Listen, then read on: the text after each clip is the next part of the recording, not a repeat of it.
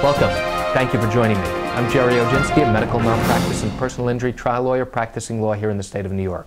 Today's topic is a little bit different than my typical video topic, and that is common blunders that attorneys make when handling personal injury or medical malpractice cases. Number one, missing the statute of limitations. That is a deadly, deadly mistake.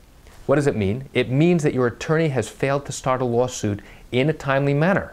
And if you miss the deadline to file your case, you can no longer bring a lawsuit in the state of New York.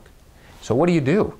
If the deadline has passed, well, you may have no choice but to make a claim against your own attorney's malpractice carrier and possibly bring a lawsuit against your attorney for legal malpractice. Number two, the lawyer who starts a lawsuit does not serve the correct entity. It might be a different named corporation. And there may be a good reason or excuse as to why the lawyer has served that particular entity, but if it's the wrong one and the time in which you have to start a lawsuit has passed, that's a problem because your lawyer may not have sued the correct party to the lawsuit. Next, using the wrong expert.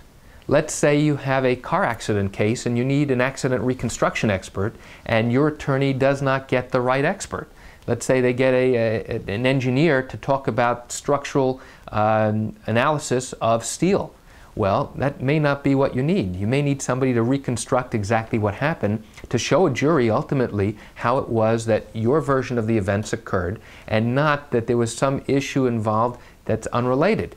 Or if it's a medical malpractice case and you need a gynecology expert and you wind up bringing in a chiropractor who saw your client a while ago, who comes in with opinions, that's not good because you're going to get thrown out of court since you don't have the correct expert to talk about the injuries and the damages in your particular case.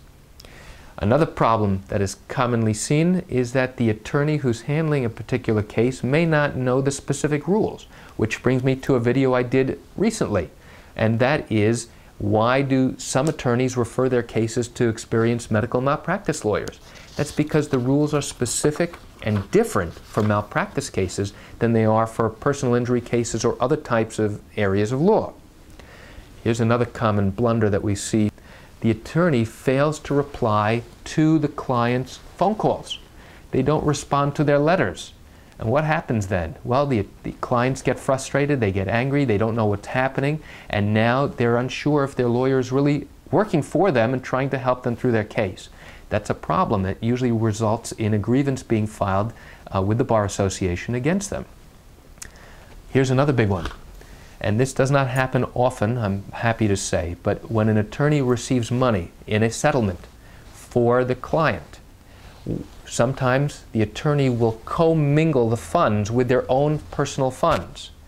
And if you've seen or read any of my articles on this topic, it is an absolute no-no to do this. A lawyer will get disbarred and lose their license to practice law if they take a client's funds and mix them in with their own personal funds.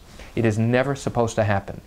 The client's funds are supposed to be kept separate in a separate account called an escrow account. It means a trust account for the benefit of the client. If the lawyer takes that money and puts it into their own personal checking account, they will lose their license to practice law. It should never happen. And those are some of the common blunders that attorneys make when handling accident and medical malpractice cases in the state of New York. Thank you for joining me. I'm Gerry Oginski. Have a great day.